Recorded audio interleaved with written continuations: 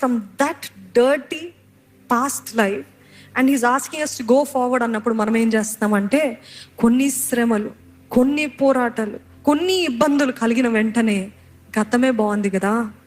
ఎన్నోసార్లు యథార్థంగా చెప్తున్నానండి, నేను కూడా అనేక సార్లు అనుకున్నాను, ఈ వివాహం అయిన తర్వాత పోరాటాలు సమస్యలు వచ్చినప్పుడు గతంలో ఎంత కేర్ ఫ్రీగా ఉన్నాను, ఇన్ని బాధ్యత లేవే, ఇన్ని అవసరతలు లేవే, ఇంత లేదే, ఇంత కష్టము లేదే, నా కేర్ ఫ్రీ లైఫ్, వివాహం కాని జీవితం ఎంత చక్కగా ఎంత ఆనందంగా ఉంది అని అనుకున్నాను.